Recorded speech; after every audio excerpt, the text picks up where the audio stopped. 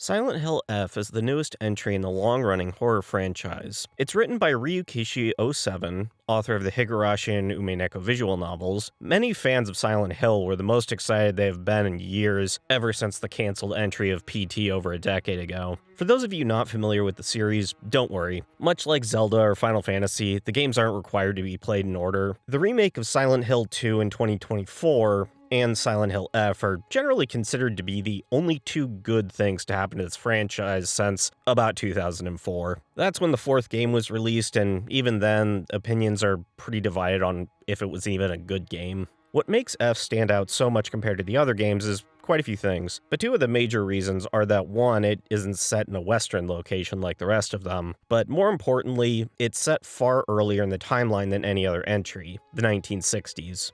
It takes place in the rural Japanese town of Ebisugaoka, and we follow the main character, Hinako Shimizu, a teenage high school girl. I'll get to the story in a moment, but first I wanted to talk about what Silent Hill is actually about, since this is many people's first introduction to the series. The first three games take place mostly in the fictional town of Silent Hill. There, for one reason or another, the main character, who is the quote-unquote focus of the strange supernatural power that resides there, has to face things they fear, that they feel guilt over, and their sins. Across the series, it isn't always the player character that's the target of the town, but generally, things are manifested in either disturbing landscapes or twisted monsters that are hunting you down. And sometimes there's a cult involved, but not always. There is no hard set rule, but as each game has multiple endings, your choices do matter.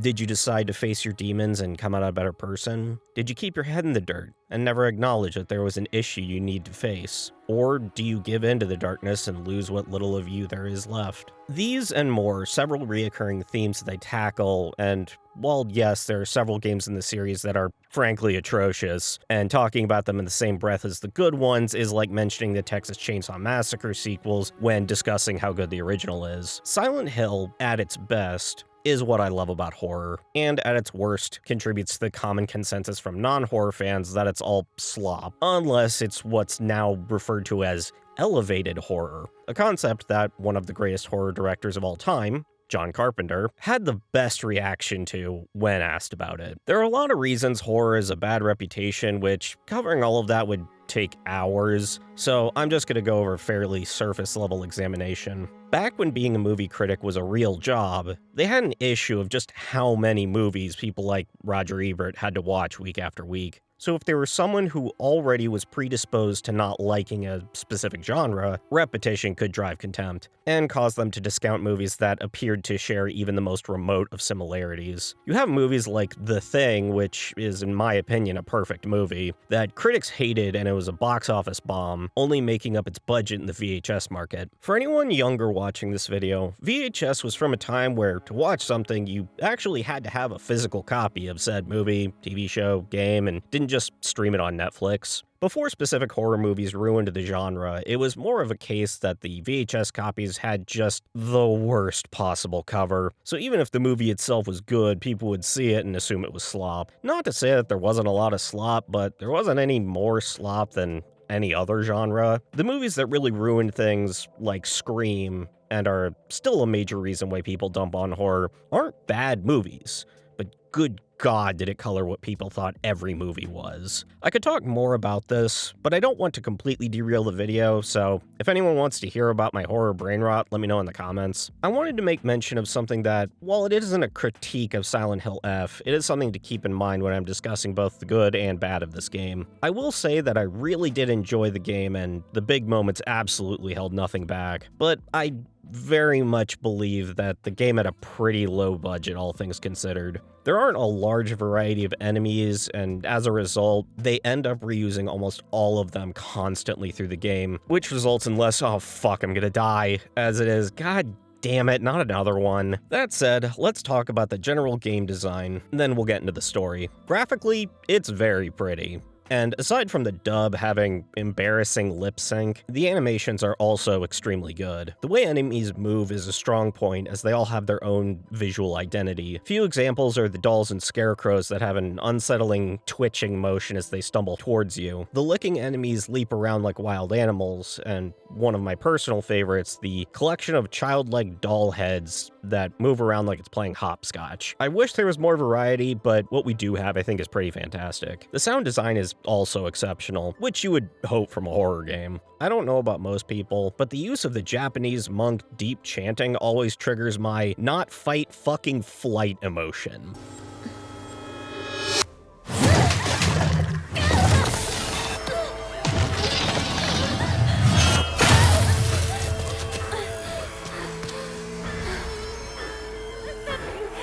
I've seen enough East Asian horror movies to know that hearing that is going to lead to some of the most horrible shit you're ever gonna experience. The combat is also very visceral and satisfying. With the exception of knives, every weapon in the game has a weight to it, so that when you hit something like with a metal pipe, you feel it.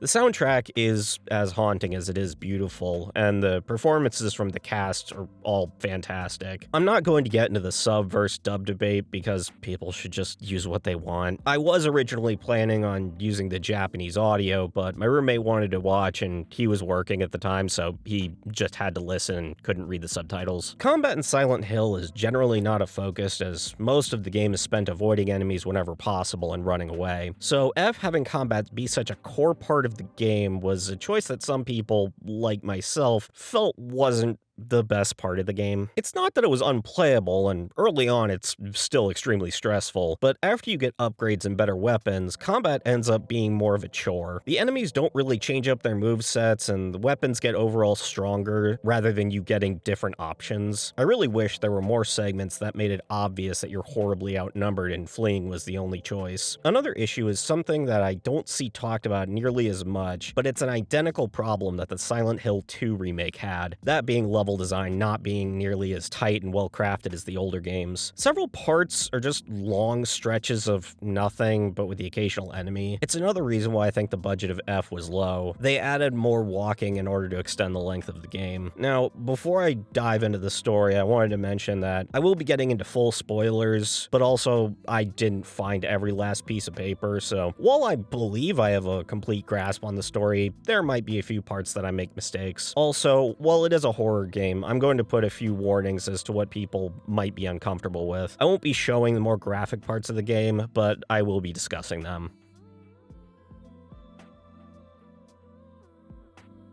Silent Hill F opens up with Hinako storming out of her home, as her father drunkenly rants about how she never listens to him. As this is the 60s in Japan, women didn't exactly have a lot of socially acceptable freedoms. Saying or doing something against the male figures in their life was seen as a pretty big no-no. So the fact that Hinako hates being told what to do puts her at odds with not just her parents, but society at large. After going into town, she discovers that it's weirdly empty, a strange fog having rolled in. She meets with her friends, Sakuko, Shu, and Ninko. Sakuko is very attached to Hinako, as Hinako was her first friend. She's a bit of an outcast among the other villagers, one reason being is that she has autism. Her first interaction with Hinako is calling her a traitor, but still acting like they're on good terms. Shu is Hinako's childhood friend, and per her own words, the only one who didn't treat her any differently as they got older. Other girls refusing to hang out with Hinako because she liked playing with boys. They played a game as young children they referred to as Space Wars, and they still call each other partner. He's the son of a local pharmacist and has some experience in mixing medicine like natural Chinese cure-alls. It's obvious that he feels something a bit more than friendship for Hinako, but in their interactions it's unclear exactly how she feels about him. Lastly, Rinko is the friend that, in the past, they were thick as thieves, but her obvious feelings for Shu has caused a lot of friction. There are several times in the story where Rinko gets very obviously pissed off when Shu gives Hinako more attention. Hinako doesn't seem to notice, but that's one of the running themes as she is an unreliable narrator. Shu gives Hinako some medicine for the headache she's been experiencing. Meanwhile, Hinako just wanted someone to talk to. As everyone begins to gather, before getting a chance to chat, the fog thickens and Sakuko is suddenly covered with red spots and collapses. Rinko flees immediately, and Shu grabs Hinako as a monster enveloped in fog starts hunting them. Quickly, you get separated and are left on your own. Hinako is forced to explore the town in order to get back to her friends, encountering monsters along the way. She eventually returns to the place where Sakuko fell, discovering that her friend didn't survive. After taking out her anger on the nearby monsters, Hinako loses consciousness. This introduces the Dark Shrine, a strange, otherworldly place that Hinako finds herself whenever she falls asleep or loses consciousness. Here you also meet the strange and mysterious man whose name is unknown but is referred to as Fox Mask. Swapping between the real world and the Dark Shrine, as Hinako is either awake or asleep, is how the rest of the game plays out. While awake, Hinako and company are trying to find their way to escape the town and the monsters. Rinko repeatedly tries to get Shu to abandon Hinako and flee with her, even going as far as shoving Hinako down a flight of stairs. My favorite two sections of the game are the Scarecrow Field and the middle school. Few parts sent a shiver up my spine, like hearing a stalker-type enemy while wandering around a heavily obscured field, and the shuffling was always just out of sight.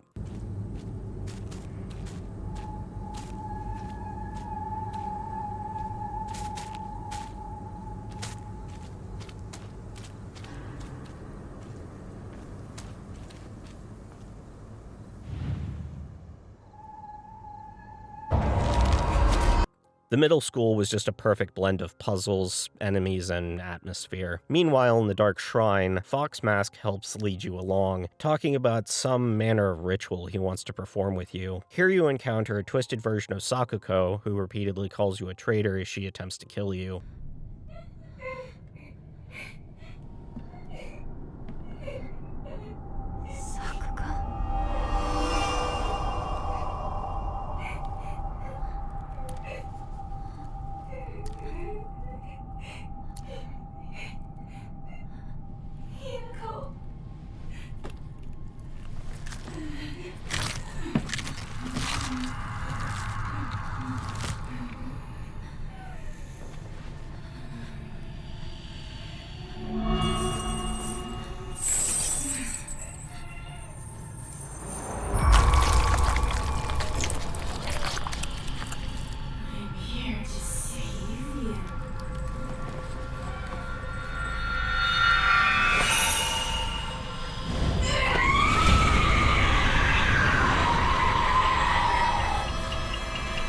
And later, you also run into Rinko.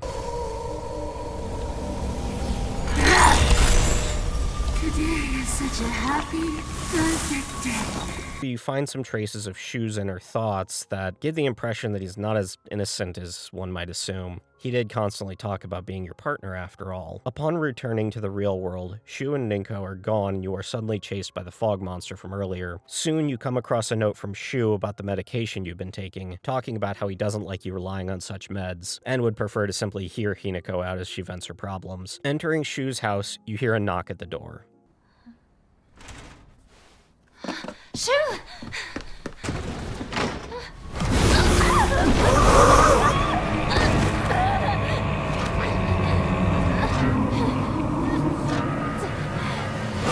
Hinako returns to the Dark Shrine and mutters to herself about wanting to become the perfect person for Fox Mask. Fighting your way to the ritual chamber, one of the more disturbing scenes plays out.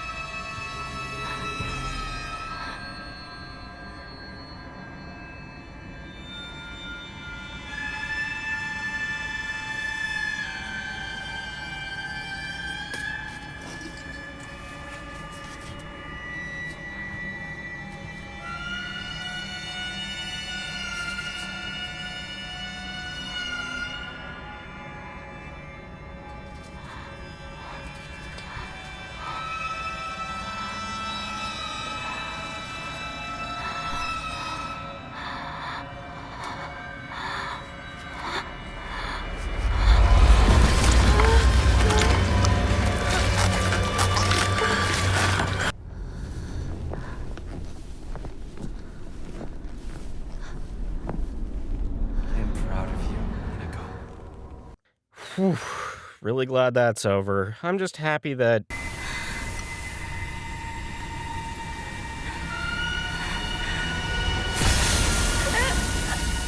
Oh boy, let's just hope that things get...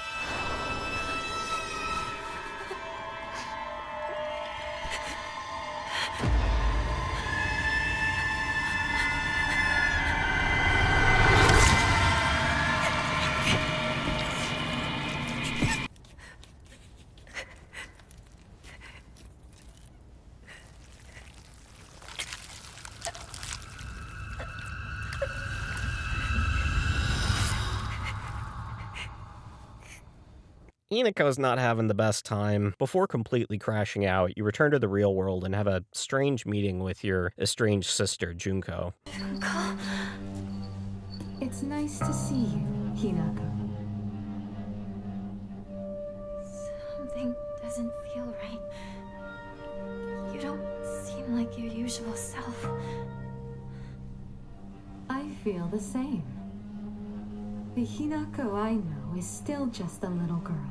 You then make your way back to your home, the world becoming more twisted as you progress, monsters from the dark shrines showing up here, and more of the red flowers covering the landscape. During this stretch, you come across a playground where an odd scene plays out. A young Hinako saves a boy from a fox attack, to which he is extremely grateful. This is more important later, so just keep this in mind. You eventually find your way back to Hinako's home, but it's warped by the same strangeness that affects the village. You work your way through puzzles, enemies, and just generally strange goings-on until you get back to Hinako's room. To not have a grasp of yourself. To not understand your own feelings. What do you mean? What are you talking about? I think you're me, but I'm not you. That's my guess. But who are you? I am Hinako, but who does that make you?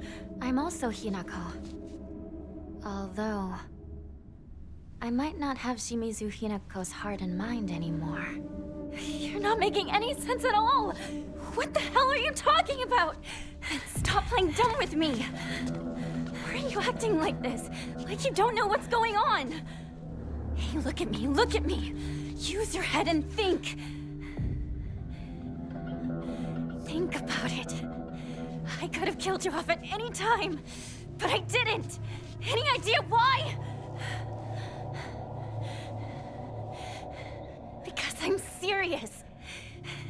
Shimizu Hinako, I wanted to talk to you! We have to fight. You and I. A fight to the death as equals!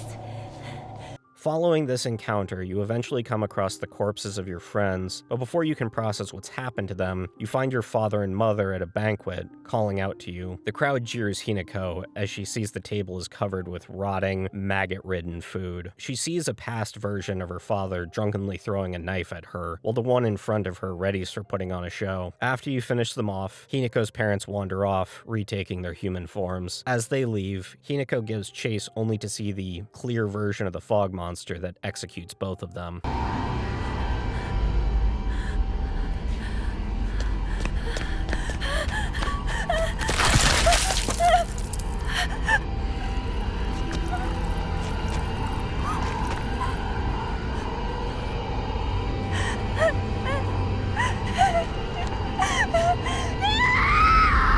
Returning to the Dark Shrine, you perform a ritual with Fox Mask before he gives you a brooch, saying that it signals to everyone that you are his. Farther into the shrine, you meet Junko once more, who asks you repeatedly, have you killed it? Before any context is given, she says that if you haven't, she will, and then leaves you to follow Fox Mask once more. Soon, he informs you that the next ritual is the last, but instead of continuing, Hinako returns to the real world, finding a bloody spot where only her parents' shoes remain.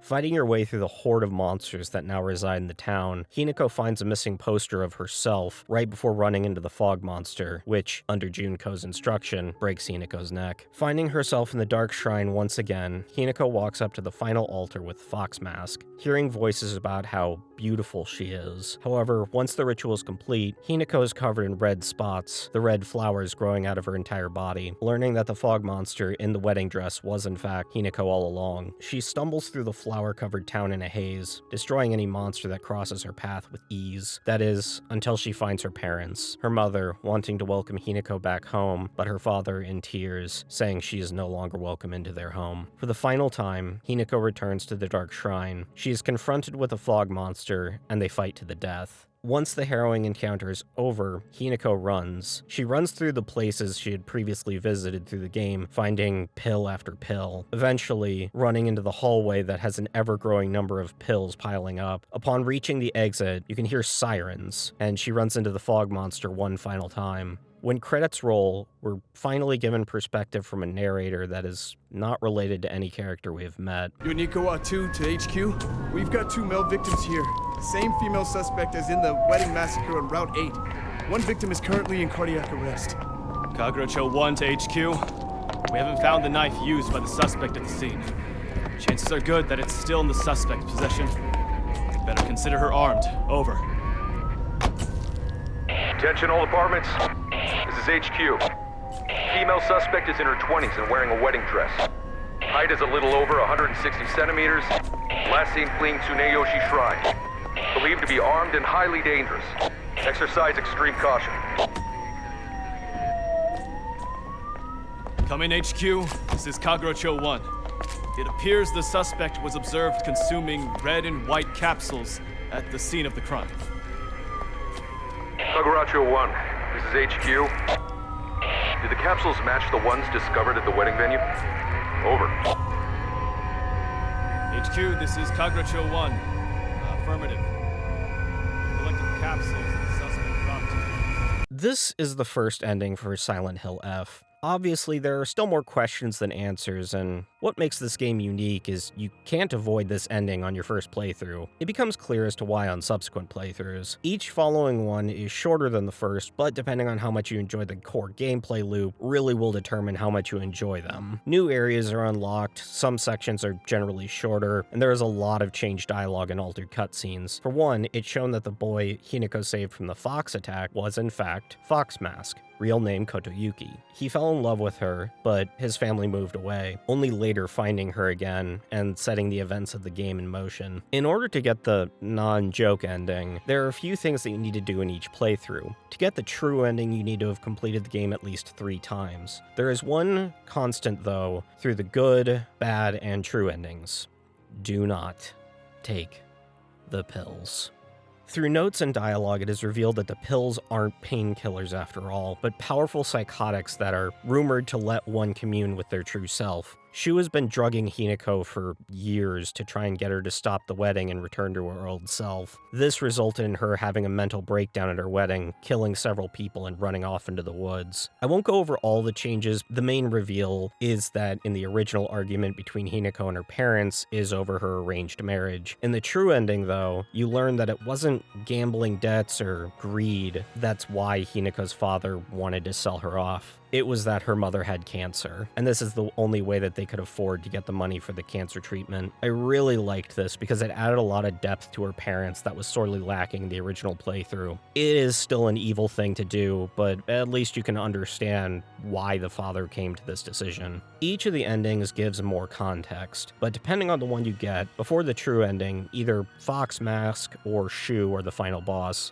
Instead of Hinako's future self, it is revealed that Fox Mask's family has a long-running curse on it by a kitsune, or fox spirit. And the notes about gods marrying mortals is the reason for this forced marriage. Shu has his own mental break when Hinako chooses Fox Mask and blames himself for drugging Hinako. Finally, the true ending is honestly beautiful. If you want to see it, I highly recommend watching it on YouTube. I'll put a link in the description to all the endings so you don't have to search for it, but it shows Rinko's hate of Hinako was that, yes, she was in love with Shu, but more she hated Hinako for breaking his heart and marrying someone else. Sakako, because of her disability, just couldn't understand why Hinako would ever have to move away, and Shu being kind of a shitty person who wanted to keep Hinako as his property. Kotoyuki is revealed revealed that he was pushing for the wedding so much because of his father, the head of their wealthy family, was just as, if not more controlling than Hinako's own father. He and Hinako have a talk about needing time apart to find themselves, to decide what they truly feel. His final letter to Hinako is genuinely one of my favorite bits of storytelling in the game. It's so wonderfully heartfelt and genuine. While like most Silent Hills, it's unclear how much was real or not, the true ending does show that the fox spirit and the spirit possessing Hinako's childhood doll that wanted her freedom, even if it meant using the pills, do exist and are real. By defeating them, Hinako frees both herself, Kotayuki, and the town. Overall, I thought this game was great. I can't quite call it fantastic, as needing to replay the game 4 times to get every serious ending is asking quite a bit, and is yet another reason why I think the game's budget was fairly low. I know a lot of people would be pissed if you could get the true ending in 7 to 10 hours for a full price game. The part that didn't really work for me the most was the combat. Having an action game slow down on dodges, counterattacks, and just generally a lot of healing items meant that once you got going, nothing was going to stop you. This is doubly true after the second ending because you get access to the Sacred Sword, which is the best weapon in the game, and is unlocked roughly about an hour or so into your subsequent playthroughs. And all of this time, I'm not even mentioning the literal lightsaber you get from the joke ending. Everything else in this game worked really well, though it's the sort of game that, funnily enough, I would have preferred to be a movie. The writing and music were great. The only real issue with the writing wasn't that things were explained. I'm someone who likes when at least the point of the story is clear, but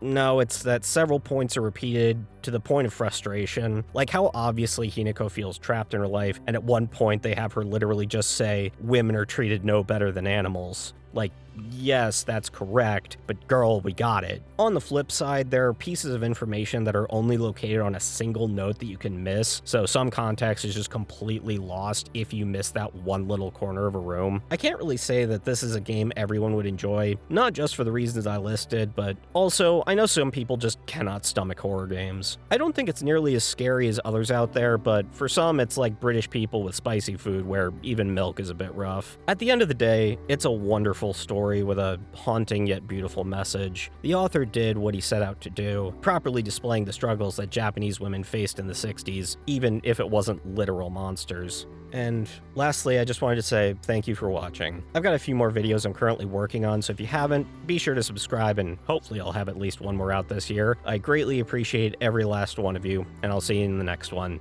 Up!